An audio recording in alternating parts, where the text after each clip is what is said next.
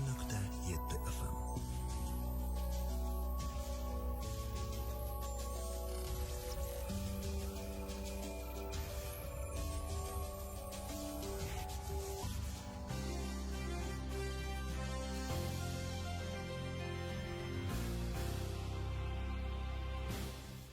Salam, hər vaxtınız xeyir olsun. CBC FM-də gündəlik verilişini dinləyirsiniz və gündəlik verilişində biz bugün 31 Mart soyqırımı haqqında danışacağıq və müzakirələrimizi Milli Azərbaycan Tarixi Muzeyinin Vətən Müharibəsi Fondunun müdürü, tarixçi Şəfa Mövsumovla aparacağıq. Salam Şəfa müəllim. Salam.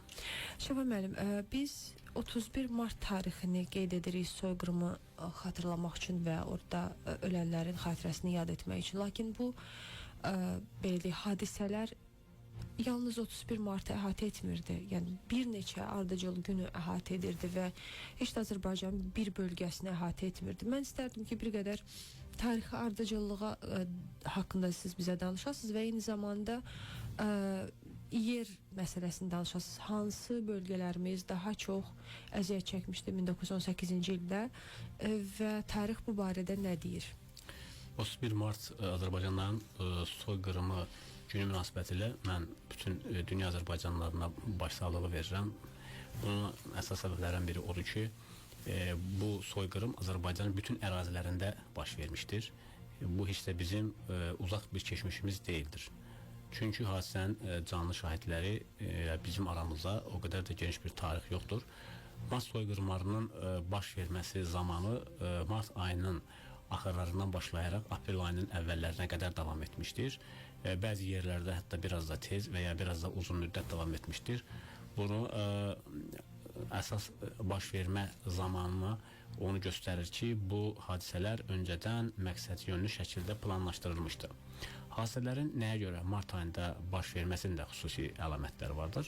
Bildiyiniz kimi bu Mart soyqırımları deməli erməni daşnaq birləşmələri və həmçinin 1917-ci ildə Rusiyadakı inqilablardan sonra Bakı şəhərində yaradılmış Bakı Sovetinin hərbi birləşmələri tərəfindən həyata keçirilmişdir.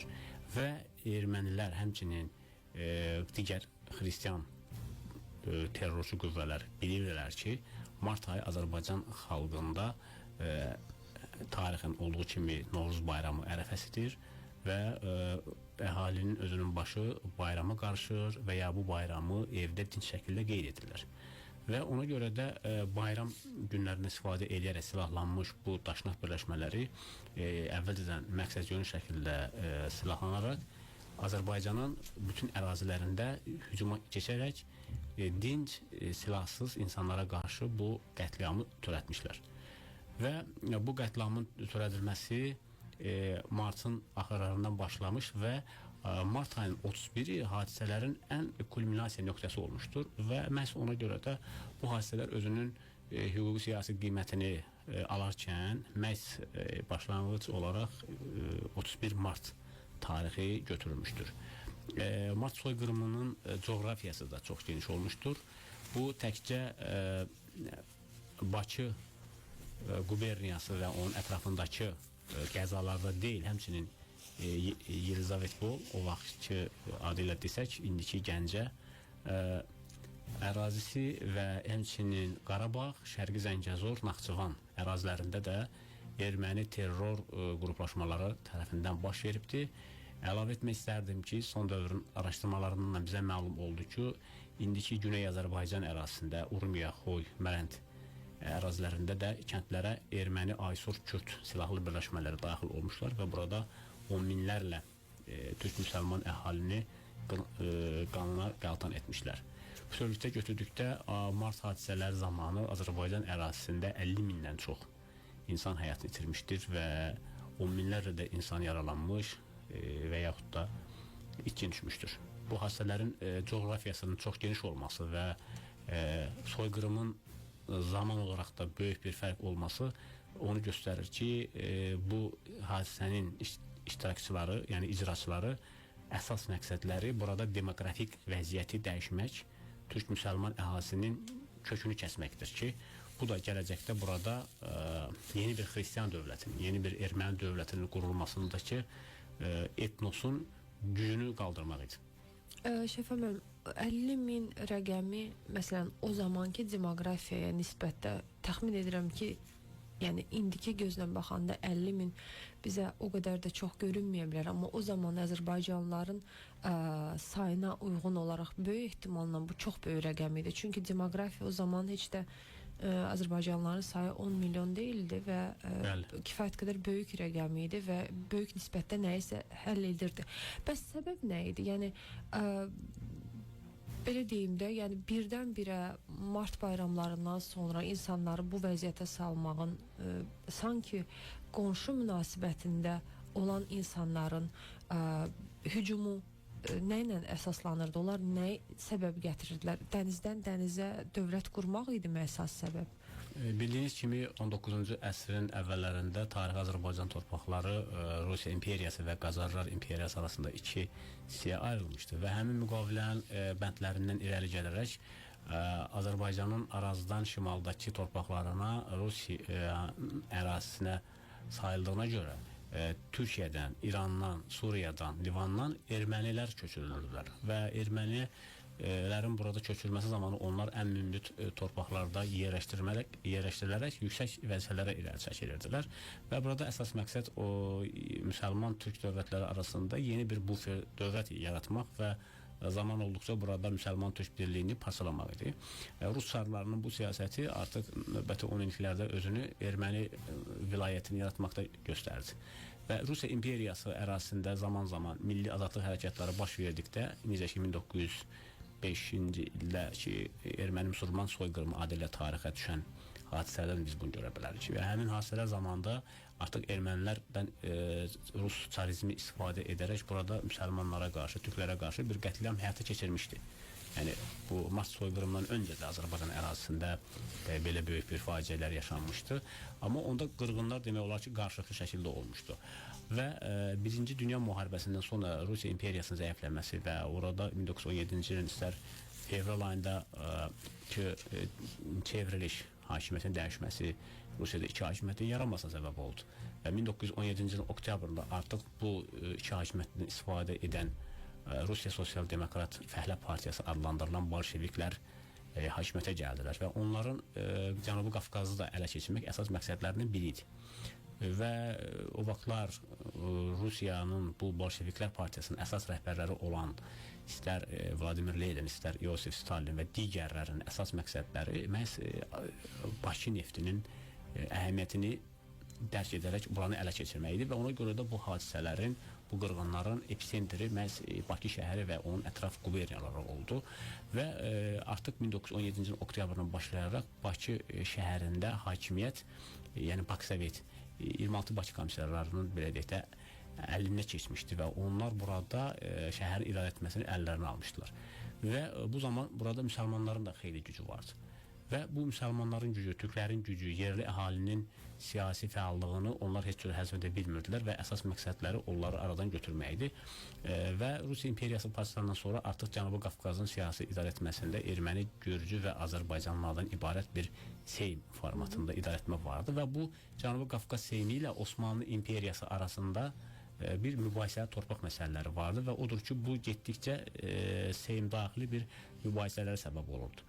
Və bu vəziyyətdə silahlı Birinci Dünya müharibəsi zamanı bildik ki, ermənilər Rusiya imperiyası ordusunda xidmət edirdilər və Azərbaycan əhalisi isə türk müsəlman olduqlarına görə o qədər də çox çağırılmırdılar və müharibənin başa çatmasından istifadə eləyərək və yaxud da müxtəlif cəbhələrdən qayıtmış ermənilər öz silahlarını toplamışlar və həmçinin onlar dünyanın böyük dövlətlərindən, İngiltərədən, Fransadan böyük maliyyə dəstəyi alaraq silahlanaraq burada öz hakimiyyətlərini gücləndirmək istəyirdilər. Bu da az öncə siz dediyiniz kimi dənizdən dənizə böyük Ermənistan xulyasının həyata keçirilməsi üçün çalışırlar və odur ki, bu hadisələr artıq 1918-ci ilin yanvarından etibarən təşkil edilməyə başladı. Artıq mart ayının əvvəllərindən Şamaxı, Quba kimi ərazilərdə müəyyən kəndlərdə qətliamlar həyata keçirilirdilər xırda şəkildə, amma bu hadisələr özünün ən yüksək səviyyəsini Novruz bayramından sonra almağa başladı və bu da çox kəskin bir şəkil aldı və mart soyqırımlarından sonraki dövrdə artıq Cənubi Qafqazda ermənilərlə Azərbaycan fraksiyaları arasında bir gərginlik yarandı və bu onu göstərdi ki, artıq hər ikisi eyni idarə etmədə ola bilməzlər. Və eyni zamanda Bakı Soveti də öz demək olar ki, ərazisində yaşayan bu müsəlman türklərə qarşı bu soyqırımını törətməklə oranın idarə etməsini möhkəmlətmək istəyirdilər və onlar bu istəklərinə qismən nail oldular. Necə ki 1918-ci ilin may ayında Nuru Paşanın rəhbəri ilə Qafqaz İslam ordusu Azərbaycan ərazisinə daxil olana qədər.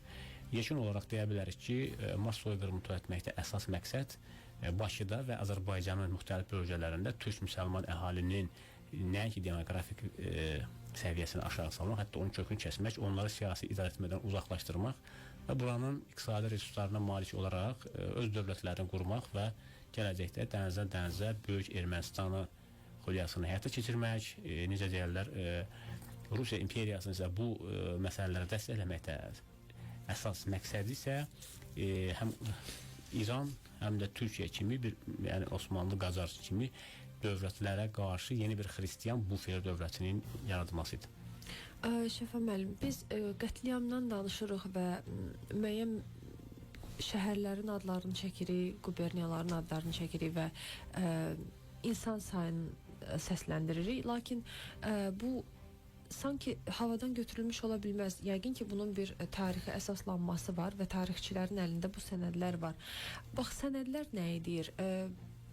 İnsanların sadəcə olaraq belə deyək, sadəcə öldürmək bir başqa, amma xüsusi amansızlıqla öldürmək və yaxud qadınlar, qocalar, ələlxüsusda uşaqlar, körpələrə qarşı qəddarlıq nümayiş elətdirmək, bu bir ayrı qəddarlıq nümunəsidir və mən istərdim ki, tarixin sənədləri bu barədə nə deyir? Qətliam kimlərə qarşı istiqamətlənmişdi? Yəni belə deyək, müharibəni kişi ilə aparar, amma qadınlar və uşaqlar, eyni zamanda qocalar da əgər güllə altına düşürsə və yaxud da ki, hər hansı bir halda qətliama uğrayırsa, biz onda başqa bir müstəvidən danışırıq. Mən istərdim bu barədə danışasınız. Kimlər öldürülürdü və necə öldürülürdü? Öncə qeyd edim ki, 1918-ci ilin mart soyqırımlarının sənədləşməsi ilə bağlı ilk hüquqi təhqiqatlar Azərbaycan Xalq Cümhuriyyəti dövründə baş vermişdir və məhz mart soyqırımları Azərbaycan xalqına göstərdi ki, onlar nəinki Cənubi Qafqazda, həmçinin Azərbaycan ərazisində onlar hansısa bir dövlətin tərkibində qala bilməzlər və bu Azərbaycan müstəqilliyinin əldə edilməsinə aparan bir yol oldu və nəticədə Azərbaycan xalqı öz müstəqilliyini elan etdi Tiflis şəhərində və təbii ki, sonra paytaxt Gəncə şəhərinə köçürüldü və əsas məqsədlərdən də biri Bakının həmin o işğaldan azad etmək idi və Bakı şəhəri də işğaldan azad edildikdən sonra Azərbaycan Xalq Cümhuriyyəti tərəfindən fövqəladə istintaq komissiyası yaradıldı və komissiyanın nümayəndələri həmin bölgələrə gedərək orada şahid ifadələrini toplayırdılar. Və o fotoşəkillər də vardı təbii ki, bu mart soyqırımlarına aid və bu şahid ifadələri orada qazıntılar zamanı üzə çıxarılan o kütləvi, kollektiv insan sümükləri bütün bu Cümhuriyyətin təhqiqatçıları tərəfindən araşdırılaraq sənədləşdirilmişdi. Lakin Azərbaycan Xalq Cümhuriyyətinin 23 ay davam etməsi və bunun beynəlxalq hüquqi müstəvisinə çıxarılmamasına və hadisənin cinayətkarlarının cəzasız qalmasına səbəb oldu. 1920-ci il aprelində Azərbaycanda Sovet hökuməti qurulduqdan sonra təbii ki, burada həmin bu təhqiqatlar da gizlədildi. Hətta onların əksəriyyətinə qarşı da bir repressiya həyata keçirildi və Sovet tarixşünaslığında isə belə bir fikir, əsas konsepsiya irəli sürüldü ki, 1918-ci ilin mart ayında Azərbaycanda baş vermiş bu soyqırımlar sırf sinfi mübarizədir. Yəni bəy mülkədar varlılarla kasıbların arasında gedən bir sinfi mübarizə idi. Bunu nəyə görə bolşeviklər tərəfindən irəli atılmışdı? Çünki bolşeviklərin əsas ideyalarından biri torpağın və hakimiyyətin kəndlilərə aşağı təbəqəyə verilməsi idi.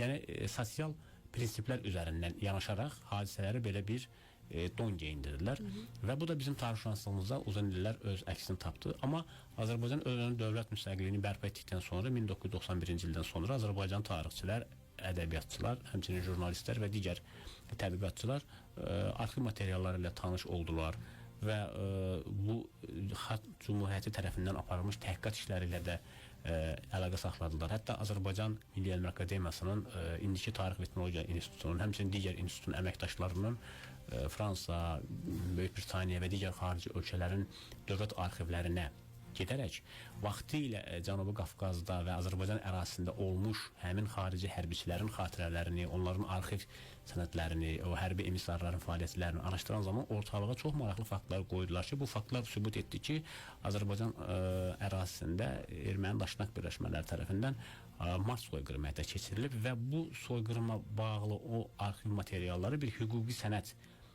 mahiyyətini daşıdı ki, o da bugün bizim tarixçilərimiz tərəfindən nəinki sənədli filmlərin çəkilməsinə, fundamental tarixi əsərlərin bu mövzuda yazılmasına səbəb oldu və bunun əsas nəticəsindən biri də biz xüsusilə qeyd etməliyik ki, Azərbaycan Respublikasının mərhum prezidenti Heydər Əliyev tərəfindən 26 mart 1998-ci ildə Mars soyqırımlarına siyasi hüquqi qiymətin verilməsidir ki, məhz 31 mart tarixi həmin fərmanla öz hüquqi təsdiqini tapdı və hər il Azərbaycan ərazisində dövlət səviyyəsində bu bir ümumxalq hüzün kimi qeyd edilir və digər bu məsələyə münasibətin birində biz Quba şəhərində sayılmış soyqırım memorial kompleksini misal gətirə bilərik.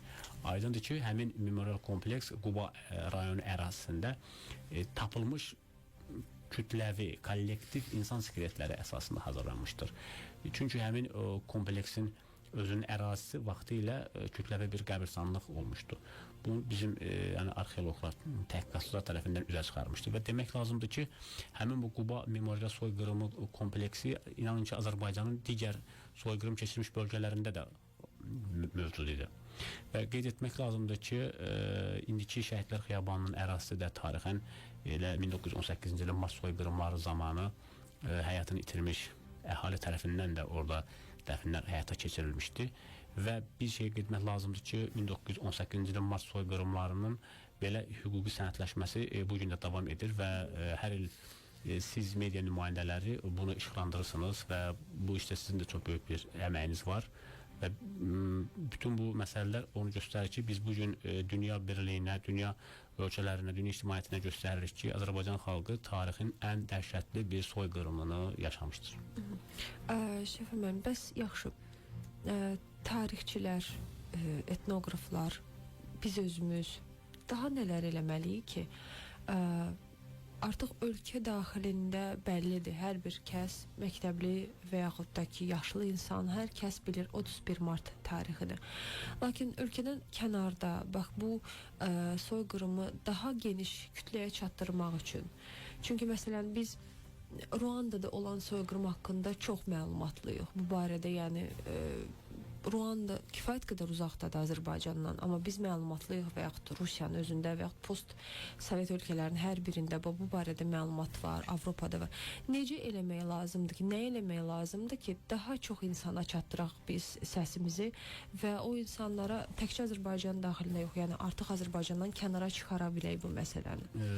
Demək olmaz ki, Azərbaycandan kənarda bu işlər görülməyibdir, amma nə qədər görmüş olsa da siz deyən kimi bunu daha da genişləndirmək lazımdır. Öncə onu qeyd edim ki, xarici ölkələrdəki Azərbaycan diaspor təşkilatları, eləcə də xarici ölkələrdəki Azərbaycan diplomatik korpusunun nümayəndələri hər il Mars soyqırımı ərəfəsində və ya həmin hadisə günü bunu xüsusi olaraq qeyd edirlər və xaricdə yaşayan Azərbaycanlı gənclər və xüsusilə müxtəlif iş adamları və ya digər şəxslər də bununla bağlı müəyyən bir əsərlər yazmışlar, müəyyən filmlərin çəkilməsinə nail olmuşlar, amma qeyd etmək lazımdır ki, bu Azərbaycana tarixən yaxın olmuş dost ölkələrdədir. Bunu nisbətən arealını genişləndirmək lazımdır. Öncə qeyd etdiniz ki, Ruanda qətliamı, əlbəttə 1 milyondan çox insanın qətl edildiyi Ruandadakı bu soyqırım memorial kompleksini hörmətli Leyla xanım Əliyeva ziyarət edərkən də orada Azərbaycanda da bu cür hadisələrin baş verdiyini də bildirmişdir. Deməyim odur ki, bax bu cür soyqırımdan əziyyət çəkmiş bəşəriyyətin müxtəlif xalqları ilə biz təmaslarımızı gücləndirməliyik. Yəni hansı xalqlar ki, tarixdə soyqırıma məruz qalıblar, biz onlarla hesab edirəm ki, bu sayədə təkcə elmi yox, həmçinin hüquqi, siyasi baxımdan da bir əməkdaşlıqları genişləndirməliyik. Eləcə də soyqırıma məruz qalmayan xalqlara da biz bunu göstərməliyik ki, bugün yeni müstəmləkəçilik ideyası ilə bəşəriyyətə hökmranlıq etməyə çalışan böyük dövlətlərə də biz göstərməliyik ki, məhz bizim də ərazimizdə o böyük imperiyaların öz məqsədlərinə nail olmaqdan ötürü həyata keçirilmiş olduqları bir soyqırımdır ki, bu da kütləvi şəkildə baş vermişdir və yəni 50 mindən artıq bir insan o dövrdə Azərbaycan əhalisinin demək olar ki, böyük bir əksəriyyətini təşkil edirdi və nəzərə alsaq ki, bu yalnız bir şəhərdə bir qəza və ya bir quberniya ərazisində deyildi, kütləvi idi. Erməni terror dəstələri, yəni birləşmələri Hamazasp, Lalayan, Andronik, Nicdi və digər cəlladlar tərəfindən silahlı dəstələr kəndlərə daxil olaraq kəndləri mühasirəyə alır, evlərə od vurur, qadın, qoca, uşaqları xüsusi amansızlıqla qətlə yetirirdilər. Yəni bu bir hərbi cinayət idi. Çünki bu silahlı dəstələr silahlı şəxslərə qarşı yox, dinc, sakit insanlara qarşı bu işi icra edirdilər və bunu da əsas məqsəd xüsusi amansızlıqla törədilməsi, insanlarda bir fobiyanın yaradılması, xalqın psixologiyasının zəiflədilməsinə və əhalinin köçürülmə siyasətinin həyata keçirmək üçün idi. Ki bir qədər də belə deyək, böyük şəhərlərdən mən məsələn özüm əslən Şamaxılı olduğum üçün bilirəm ki, Şamaxı əhalisi məsələn 1918-ci il hadisələrindən sonra daha çox belə deyək, başqa şəhərlərdə yerləşməyə başladı. Daha soyqırımın az olduğu və yaxud da ki, heç olmadığı bölgələrə köç etməyə başladılar. Yəni bunu artıq öz ailəmdən də mən bunu bilirəm. Mən istərdim ki, bir qədər danışaq Kəlbəcərdə tunel qırğınından. Mən bilmirəm sizin vaxtınız varmı bu barədə danışmağa yoxsa yox. Amma sadəcə qeyd edim ki, 1993-cü il elə martın 31-də Kəlbəcərdə tunel qırğını baş verib və o zaman da bu artıq bizim tariximizə qanlı hərflərlə yazılmış növbəti bir hadisə idi. Biz işimizi yekunlaşdırırıq. Mən təşəkkür edirəm ki, siz gəldiniz, bizə vaxt ayırdınız. Minnətdaram hər şeyə görə. Mən qeyd edeyim ki, bizim qonağımız Şəfa Mövsümov idi, tarixçi və ən əsası da Milli Azərbaycan Tarix Muzeyinin Vətən Müharibəsi Fondunun müdiri. Biz də işimizi yekunlaşdırırıq. Sağ olun, salamat qalın.